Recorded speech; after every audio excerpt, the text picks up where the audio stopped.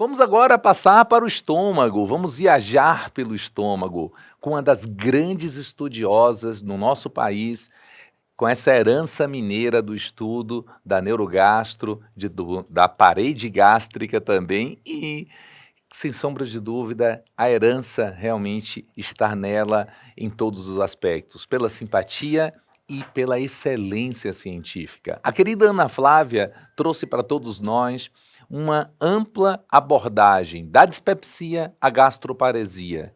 Afinal, um espectro da mesma doença? Ou vamos sempre raciocinar que são patologias distintas? Querida Ana Flávia, compartilhe conosco a sua visão.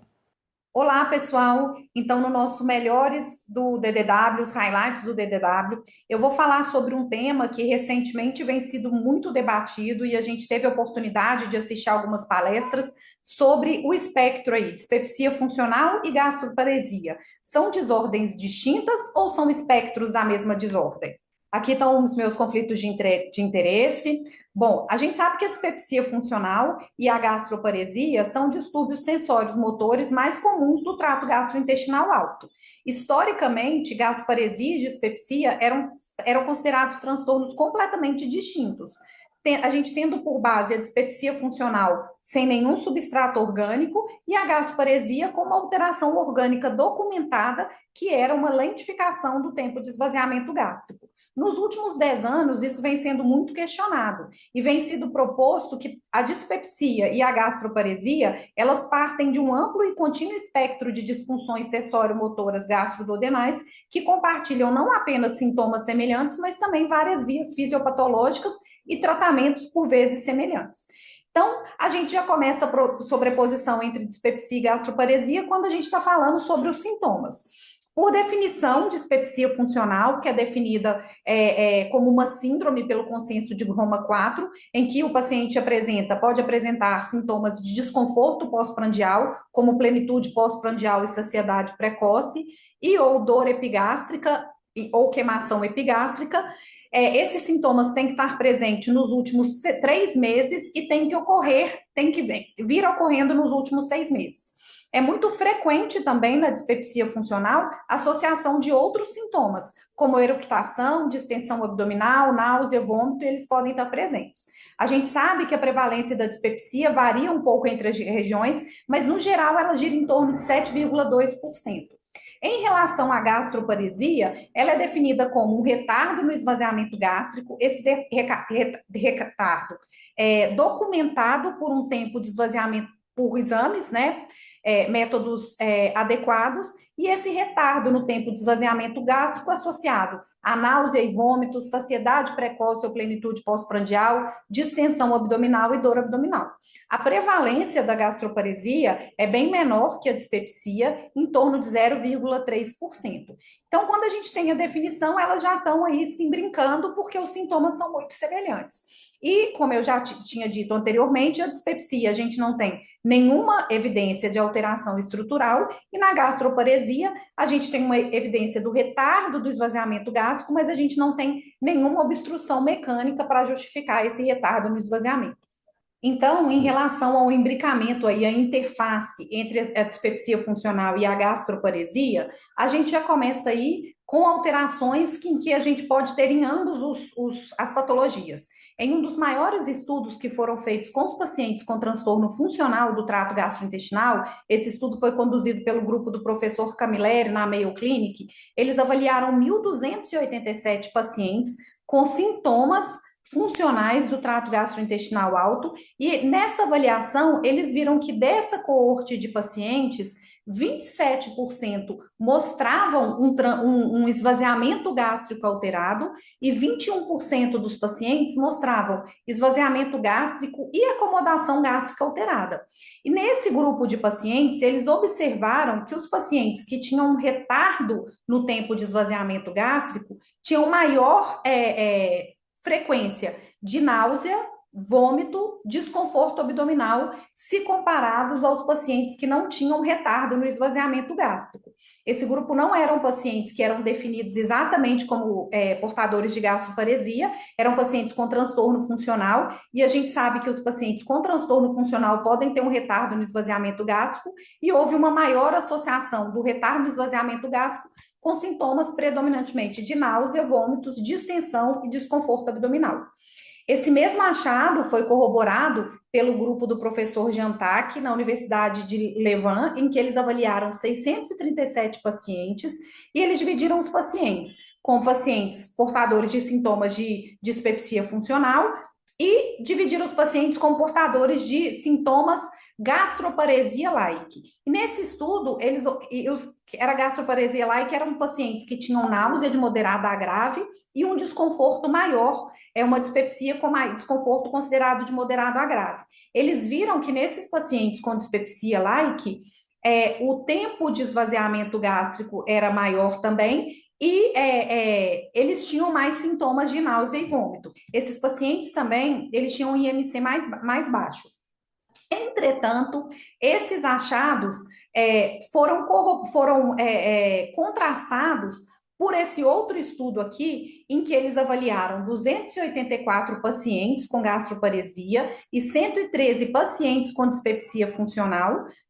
Os pacientes com gastroparesia, com tempo de esvaziamento gástrico alterado, documentado por exame, e eles deram uma refeição teste para esse paciente e monitorizaram os sintomas 90 minutos após a ingestão da refeição teste.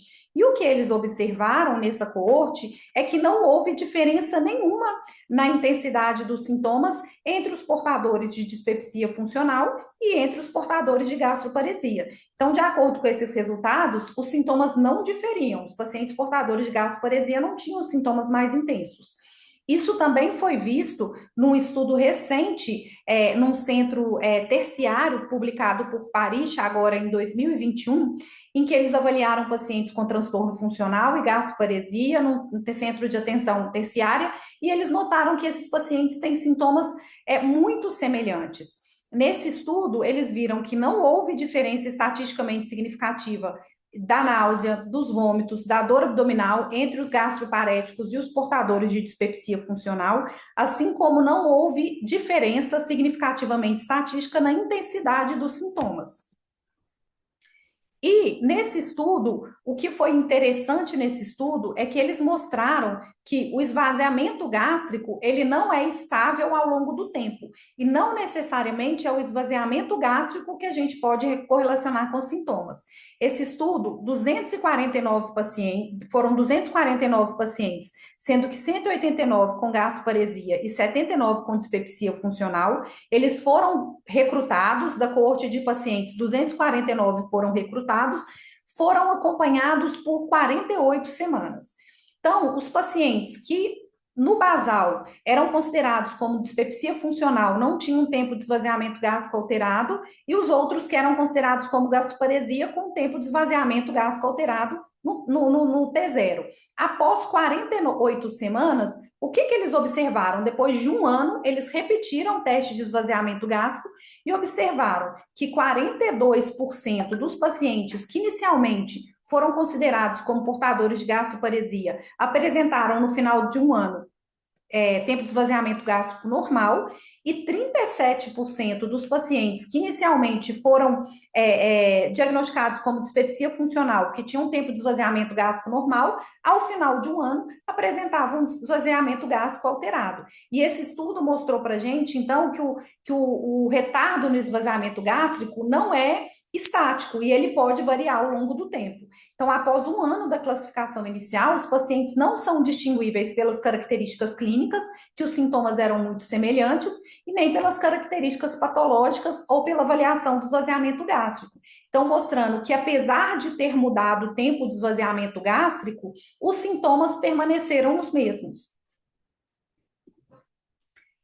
Então, em relação aos sintomas, o que a gente tem visto é que fica cada vez mais difícil, de acordo com esses estudos recentes, a gente diferenciar aí, talvez, os pacientes com dispepsia dos de gastroparesia. Uma atenção maior a gente deve dar aos pacientes que têm náuseas e vômitos de grande intensidade.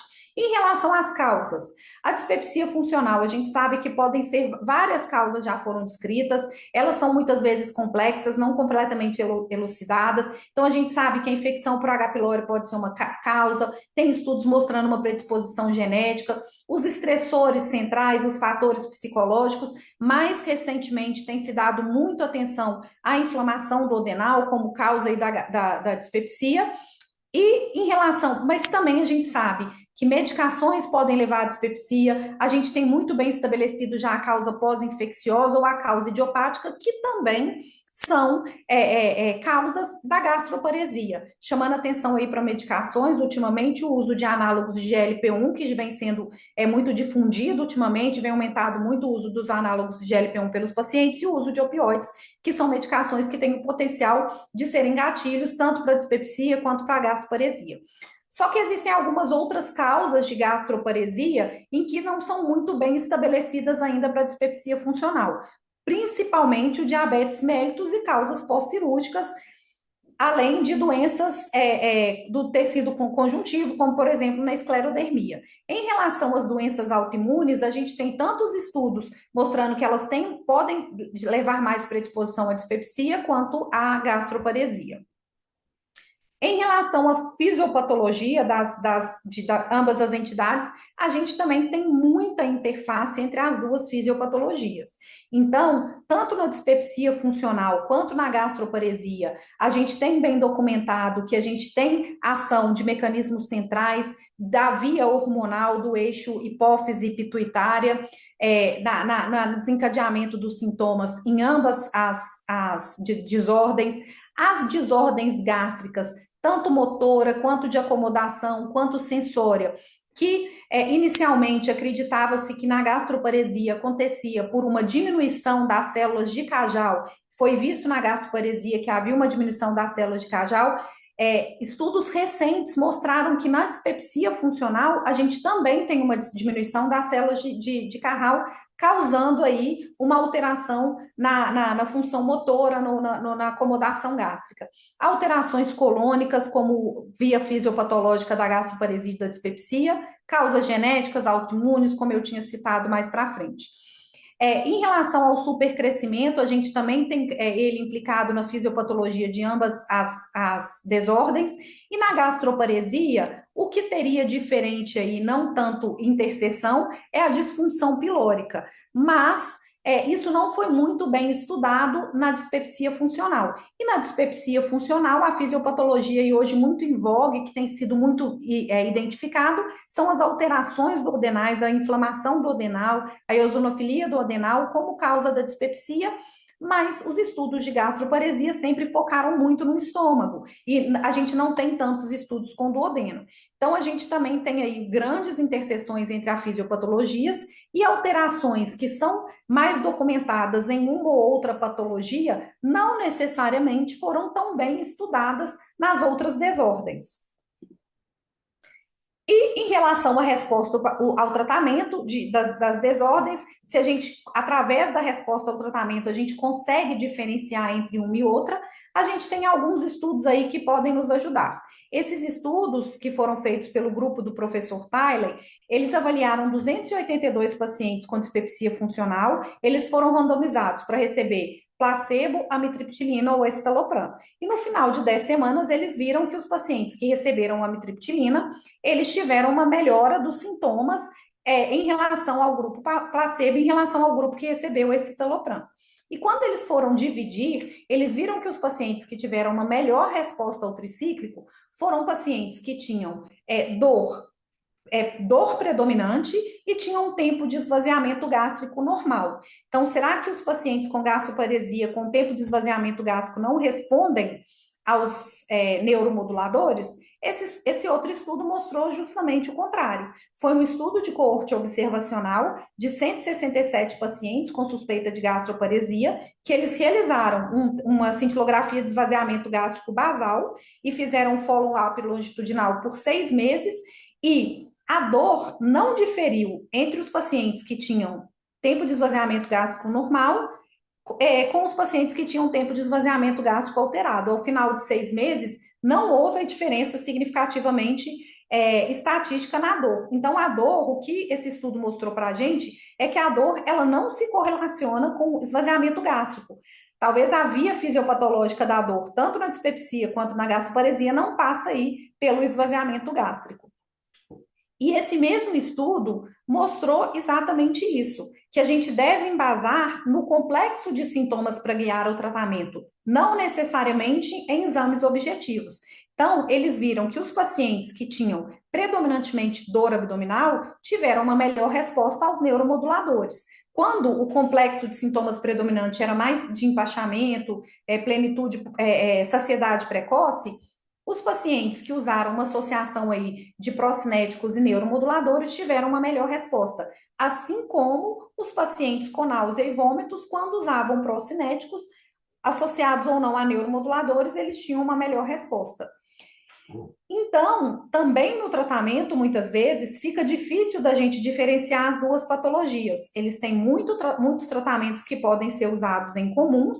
A diferença aí para a gastroparesia fica aí, talvez, para o tratamento específico para a região pilórica, em casos mais refratários, e na dispepsia funcional, erradicar o H. pylori, a gente sabe que em alguns casos a gente pode melhorar a dispepsia, o que não é preconizado na gastroparesia, que a gente não tem evidências disso.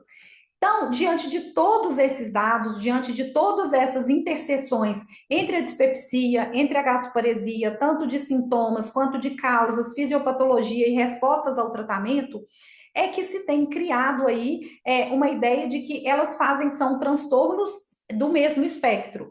E essa publicação recente, uma revisão muito bem feita do grupo do professor Talley, que foi publicada agora em 2025, eles propõem que para a gente distinguir clinicamente a gastroparesia da dispepsia funcional, a gente deve nos embasar no retardo do esvaziamento gástrico e no perfil de sintomas. De que maneira? Então, se o paciente tem predominantemente náusea e vômito, se eles são sintomas que eles são, de fato, parece que os sintomas cardinais da gastroparesia, então, se são esses os sintomas predominantes, a gente pensa que esse paciente provavelmente deve ter uma gastroparesia, mas o que a gente deve fazer? A gente deve fazer uma cintilografia de esvaziamento gástrico, um teste respiratório, a cintilografia acredito que seja mais difundida.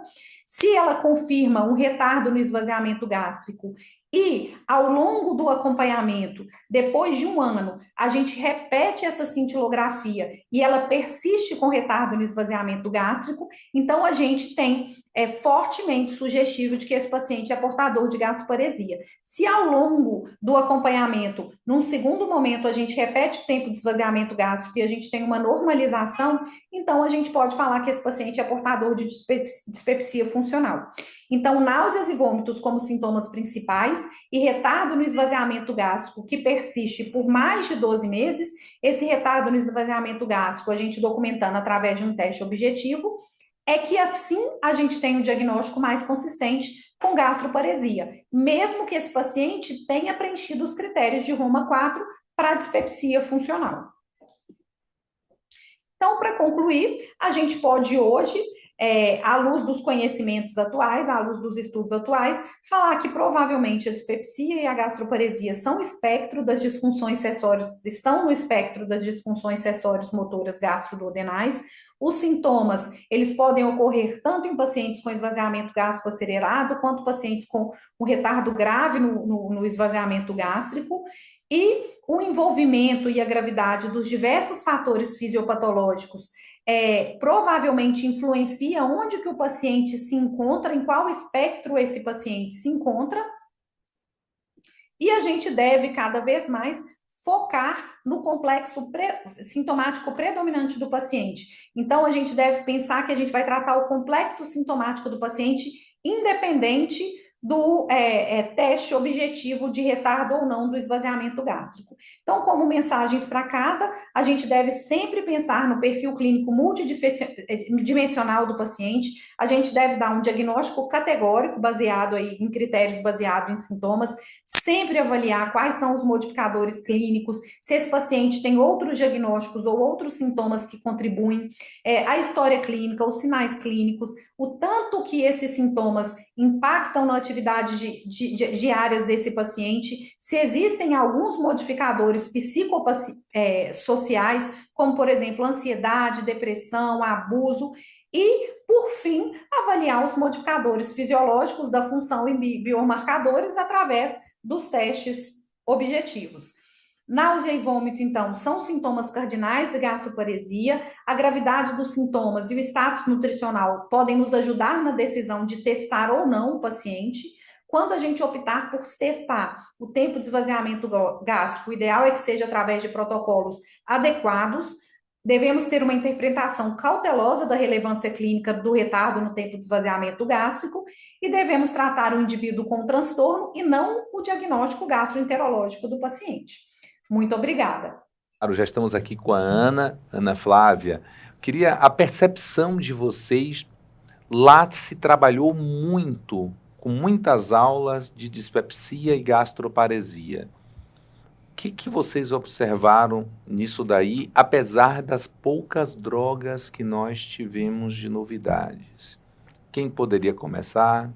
Ana. Aninha? A gente ainda tem, especificamente para a gastroparesia, um arsenal pequeno de medicações, mas o que eu acho que a gente deixa de mensagem é que parece que a dispepsia e a gastroparesia, elas estão dentro daí do guarda-chuva das desordens sensório-neuromotoras do trato gastrointestinal alto, né? E que mais do que a gente nos embasar em testes de esvaziamento gástrico ou exames, a gente tentar nos embasar no complexo sintomático do paciente. Tentar entender qual é o sintoma predominante, se a gente consegue identificar uma via fisiopatológica predominante e, a partir daí, propor o tratamento.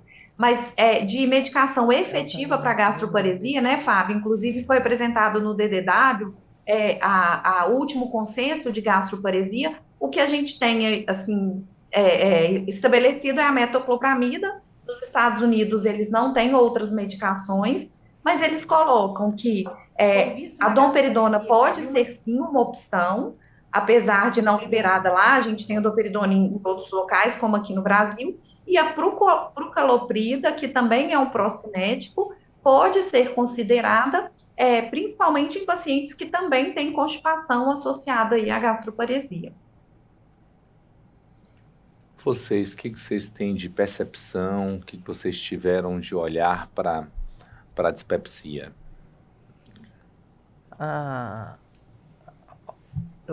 Tivemos várias mesas e especialmente uma, né, foi até com todos os autores da mesa, né, apresentação do guideline da gastroparesia.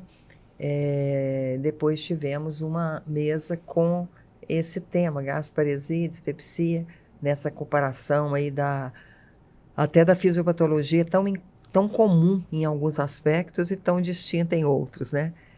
São doenças que acabam se sobrepondo, algumas vezes dificultando o diagnóstico, como a Ana falou, pacientes com dispepsia, às vezes, né, tem um diagnóstico para frente que não era uma dispepsia funcional e vice-versa.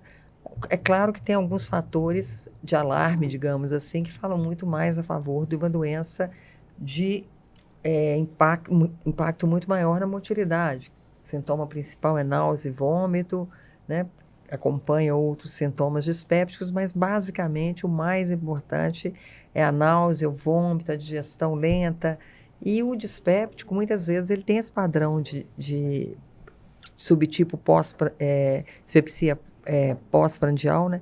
Plenitude pós-prandial, empachamento, e às vezes dificulta realmente. E algumas vezes a gente até faz testes de esvaziamento gástrico, cintilografia, quando a gente tem muita dúvida do que realmente está acontecendo. É um desafio porque temos medicações no mercado, mas são poucas. Fica a opção sempre da metoclopramida, claro, mas tem efeitos colaterais importantes. Temos outros procinéticos, domperidona, bromoprida, e temos, como a Ana falou, prucaloprida, que eventualmente esses pacientes não só têm gastroparesia, mas têm um trânsito lento em geral e constipados, então é uma boa droga para a gente testar. Neuromodulação, Na gasparesia mais complexo, eu acho que ficaria mais para o dispéptico, que tem esse padrão. E, e eu acho que é mesmo aquela coisa, né? A história clínica, a relação com o paciente e o feeling da gente para definir qual o paciente que deve ser realmente abordado do ponto de vista propedêutico para o diagnóstico diferencial na prática, com exame, cintilografia, com o paciente. Não é todo dispéptico que a gente vai pedir, absolutamente, a minoria absoluta, mas alguns casos realmente sugerem muito gasparesia, o diagnóstico precisa ser realizado com testes mais precisos, porque é definitivo na vida da pessoa e vai conviver com uma situação muito complexa, difícil, tem que aprender a conviver. A idiopática é ainda mais difícil, na diabético também muito difícil, mas a gente sabe que o controle da glicemia é fundamental, o bom, né, o fracionamento das refeições, a gente tem que estar junto com o endocrinologista que controla o nosso paciente. Na idiopática é mais um desafio, porque a gente fica com menos opção ainda, né?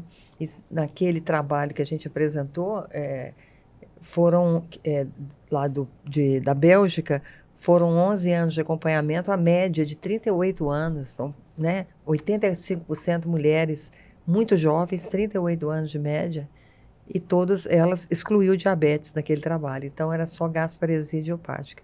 Então, mulheres jovens, né, em média muito jovens, e que têm um diagnóstico aí definitivo e que poucas opções para corrigir definitivamente o problema, poucas opções. É mais uma adaptação dietética e medicação sempre, se possível, sempre que necessário, mas quase sempre a gente tem que manter continuamente a medicação no grupo da gastroparesia, diferentemente, às vezes, do paciente dispéptico funcional. Perfeito. Ana, sim? complete o que você iria falar, mas eu tenho algumas perguntas para ti. Ia completar o que a professora falou, e de fato, os sintomas cardinais da gastroparesia são náuseas e vômitos mais intensos, né? E tem um artigo publicado esse ano muito completo do pessoal do professor Talley, que ele propõe para a gente fechar o diagnóstico de gastroparesia, justamente ele faz esse paralelo aí entre gastroparesia e dispepsia. Então, para a gente fechar o diagnóstico, o que a gente poderia lançar a mão? A gente tem um paciente com náusea e vômito, que isso chama muita atenção, são sintomas muito intensos. A gente faz um teste de esvaziamento gástrico. Se esse teste de esvaziamento gástrico ele é positivo, a gente acompanha esse paciente, repete esse exame depois de uns 6 meses a 1 ano, e se esse exame persistir alterado, aí sim a gente fecha o diagnóstico de gastroparesia. Se a gente tiver uma mudança no teste de esvaziamento gástrico, a gente considera esse paciente como portador de uma dispepsia funcional, um quadro mais grave de dispepsia funcional. Perfeito. Barbucci. Eu acho que uma coisa que eu queria comentar com relação à gastroparesia e eventualmente também a dispepsia funcional é que existem alguns trabalhos que trazem bastante dúvida no que diz respeito à parte de fisiopatologia, inclusive de tratamento, e o que a gente almeja com o tratamento. São interessantes trabalhos que mostram que mesmo você corrigindo o esvaziamento gástrico, por exemplo, no paciente com gastroparesia, os sintomas podem permanecer. E o contrário também é verdade. Às vezes a gente controla brilhantemente os sintomas e você faz o teste de esvaziamento básico e continua parado tudo no estômago. Então, de fato, me parece que a gastroparesia e a dispepsia funcional, mas a gastroparesia me parece uma coisa muito mais complexa do que a gente imagina e que não se limita simplesmente ao tempo de esvaziamento gástrico, né? Hoje a gente sabe da parte imunológica envolvido nisso, o funcionamento do piloro parece ser extremamente importante no controle de esvaziamento e da sintomatologia, a coordenação antro-pilórico-duodenal é outra coisa extremamente importante. A Ana falou do professor Talley, né? Ele é um grande estudioso das alterações duodenais e a repercussão disso sobre esvaziamento gástrico, acomodação gástrica. A gente avalia o tempo de esvaziamento, mas a gente não avalia a acomodação, como é que está. O eixo cérebro-intestinal é um mistério também bastante profundo nessa parte. Então, acho que a gente tem ainda um longo caminho para caminhar. Por exemplo, por que todo paciente com gastroparesia não responde à piloroplastia, né? A resposta, na verdade, não é tão impressionante como a gente imaginava que fosse, né? Começam a aparecer também hoje os trabalhos de, vamos dizer assim, de eletroestimulação, não só direta sobre o estômago, que já se tem há muito tempo, mas externa, né? Por exemplo, estimulação retroauricular, vagal aqui na região cervical, e a gente mostrou, inclusive, a ação da estimulação de musculatura abdominal e a repercussão sobre a motilidade gástrica e esofágica. Quer dizer, é um assunto de grande interesse para a gente, e eu acho que esse é uma das coisas mais importantes para serem abordadas nos próximos anos, na minha opinião. Perfeito. Eu gostaria de aproveitar um pouco, Diana, pela sua experiência, pelo que você vem pesquisando sobre neuromodulação e aproveitando vocês dois aqui também.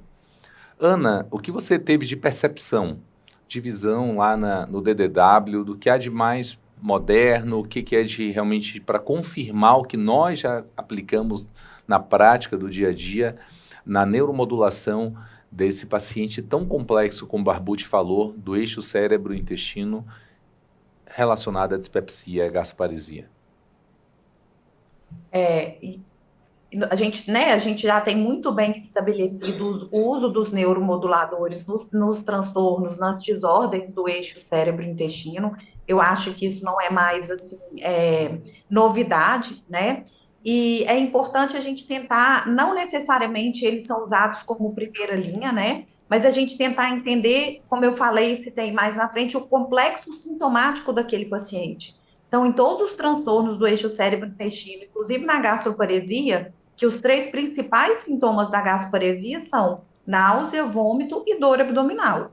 Então, se a gente tem um paciente com gastroparesia que, de fato, dor abdominal é um sintoma que o incomoda muito, que atrapalha muito a qualidade de vida, eu não tenho dúvida, isso já está bem estabelecido, que ele tem que lançar a mão, sim, a gente tem que lançar a mão dos neuromoduladores, né? Tanto de ação central, quanto os neuromoduladores de ação periférica.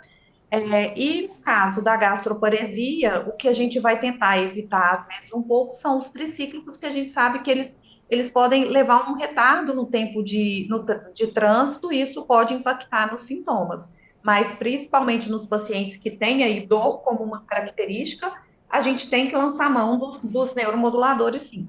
Agora, estudos com neuromodulador especificamente para gastroparesia, a gente ainda não tem isso muito bem documentado, pelo menos não que eu tenha visto. O querido Carlos Rica traz aqui para a gente como aplicar, qual paciente utilizar, qual a dose e como manusear mirtazapina nesses pacientes com esse espectro. Ana? A mirtazapina, ela é um neuromodulador que ela age também, ela tem um pouquinho de ação na acomodação gástrica, né? E principalmente nos pacientes que cursam com perda de peso, com maior perda de peso, a gente sabe que ele tem uma ação aí, ele promove um ganho de peso, então ela é muito bem-vinda, sim, nesses pacientes. Não sei se o Barbucci quer complementar. Eu acho que, assim, a mirtazapina é um neuromodulador, acho que bastante interessante nessa para essa indicação. Interfere diretamente na acomodação gástrica. Normalmente, a Ana falou também, tem um ganho de peso que pode ser interessante num paciente com gastroparesia. Lembrar que essas doenças são altamente prejudiciais, vamos dizer assim, para o bem-estar psicoemocional dos pacientes, né? É muito comum desespero, depressão associada, ansiedade, e a mirtazapina também pode ajudar. O detalhe, assim, é que com a mirtazapina, o efeito o antagonista H1 que ela apresenta, que pode variar de intensidade de acordo com a dose prescrita. Então, em pacientes que dormem pouco, normalmente a gente vai usar uma dose pequena de mirtazapina. Então, 7,5, 15 miligramas. Se o paciente se apresenta com muito sono nessas doses, o que a gente faz é aumentar a dose. Porque a gente aumentando a dose, esse efeito H1, ele desaparece um pouco, diminui um pouco e a sonolência também é melhorada. Então, diferentemente do que a gente faz com os outros neuromoduladores, como por exemplo os tricíclicos, em que a gente, quando tem sono, a gente diminui, aqui a gente aumenta a dose. É um detalhezinho técnico importante quando a gente vai prescrever mirtazapina. Em relação, Pois em não, relação André? ao tempo de uso, que o Carlos perguntou também, né? Isso. Geralmente, quando a gente vai usar neuromoduladores, a gente tenta usar por um tempo aí de no mínimo 12 semanas, né? Idealmente, o professor Drossman, ele fala muito isso, quando a gente vai usar neuromoduladores, por pelo menos 12 semanas a 18 semanas, né? 4 a 6 meses. A querida Mara Marçal passou aqui para a gente, visto a novidade da metoclopramida nasal, teria alguma possibilidade no Brasil de fazer manipulação? Vocês já conhecem? Tem alguma... É uma tecnologia muito específica, né? A gente tem vários comprimidos aí no mercado, fala que é sublingual de absorção e não são, né? E aí eu vejo todo mundo prescrevendo. Então, eu acho que a gente tem que saber bem quando vai prescrever esses medicamentos, principalmente que não estão aqui, a gente vai manipular, porque é seríssimo, né? Essa absorção pode ser zero e a gente acreditando que está absorvendo. É uma tecnologia muito complexa. A gente passou lá até no stand mesmo da empresa que lançava ali no DDW a metoclopramida.